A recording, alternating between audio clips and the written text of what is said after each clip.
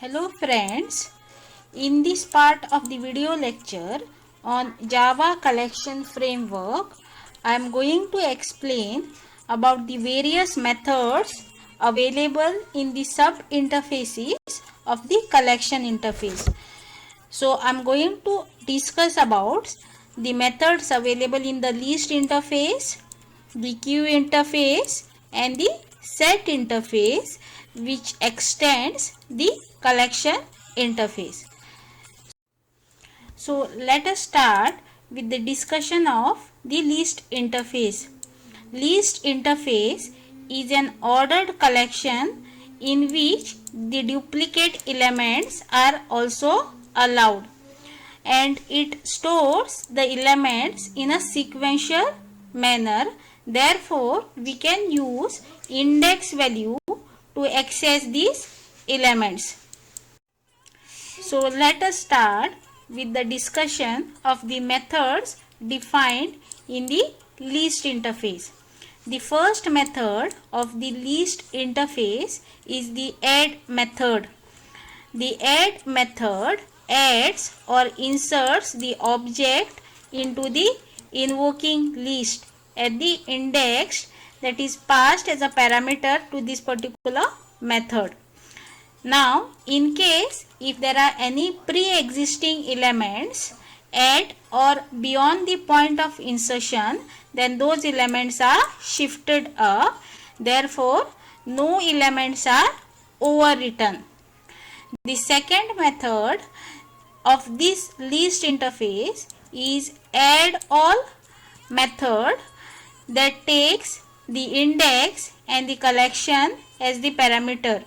So it inserts all the elements of this collection C into the invoking list at the index that is passed as a parameter. Again, if there are any pre-existing elements, then those will be shifted up and no elements will be overwritten. Now, this method will return true if the list changes, or it will return false. The next method is the get method, which takes the index as a parameter. Now this method returns the object that is stored at a specified index within a particular invoking collection. The next method is the index of method, which takes the parameter as the object.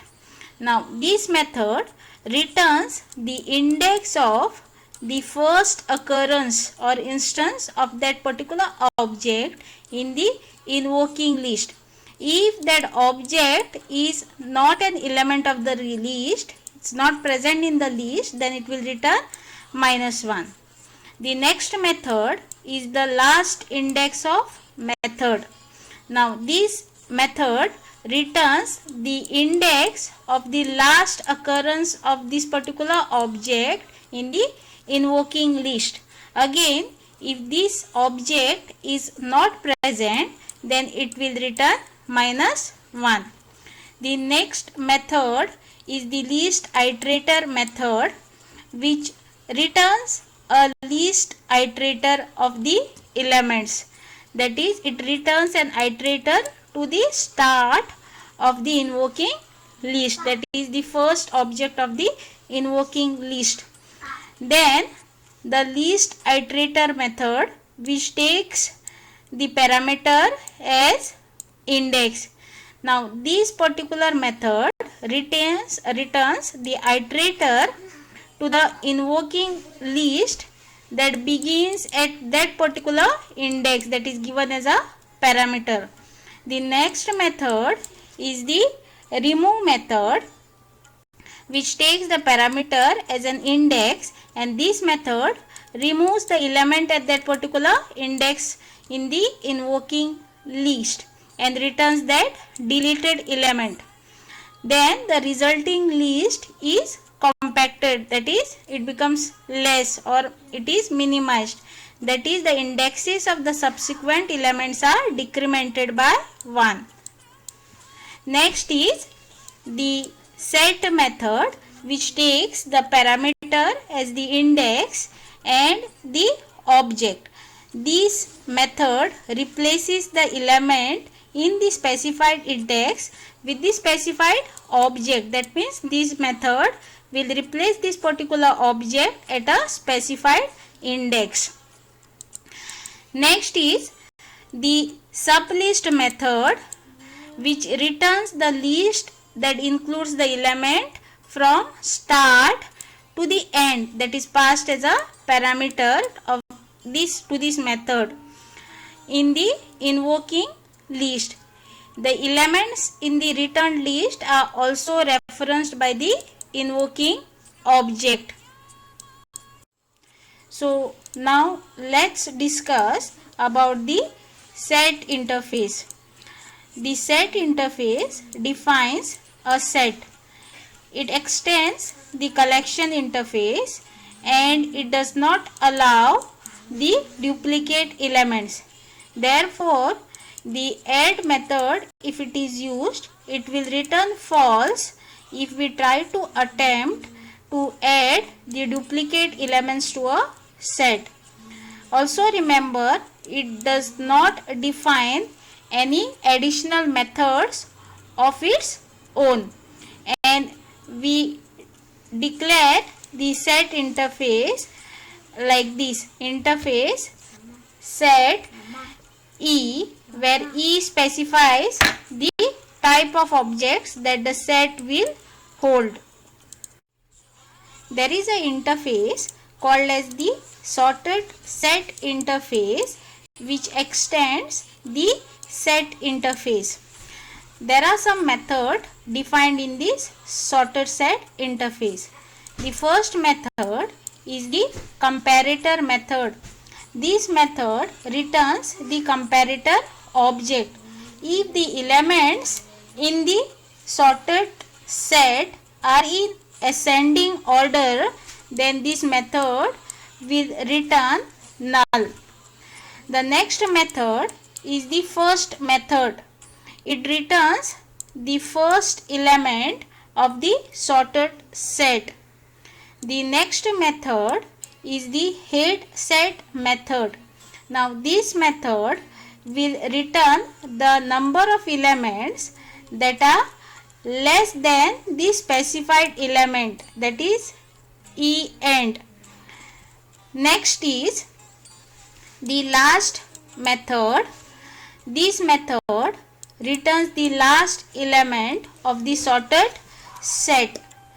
The next method is the subset method, and it returns the sorted set that includes the element between the start, that is passed as a parameter, and the end minus 1. The elements in the returned collection are also referenced by the invoking object.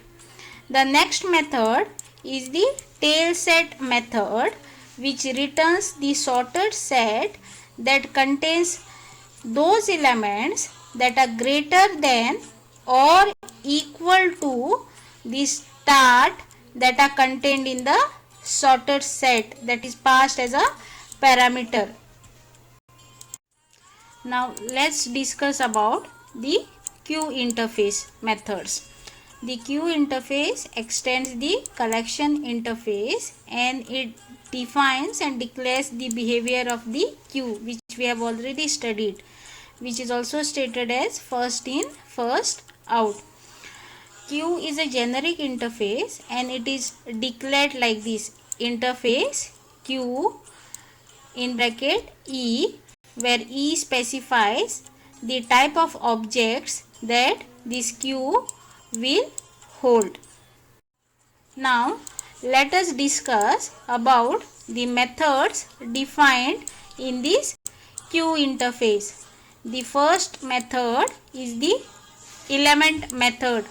This method returns the element at the head of the queue and the element is not removed, and it will throw no such element exception if the queue is empty. The second method is the offer method, which takes the object as the parameter, and this method will attempt to add the object to the queue. It will return true if the object is added, else it will return false. The next method is the pick method. It also returns the element at the head of the queue. Like element method, the pick method also returns the element at the head of the queue. But the difference between the two is, if the queue is empty, then the element method will throw no such exception, whereas the pick method returns null. The next method is the poll method. This returns the element at the head of the queue, removing that element in the process. In the previous case, the element was not removed. It returns null if the queue is empty. Next method is the remove method. This method also removes the element at the head of the queue, returning that element in the process. The poll method as well as the remove method both removes the element at the head of the queue, but the difference is that the poll method will return null if the queue is empty, whereas the remove method will throw no such element exception if the queue is empty.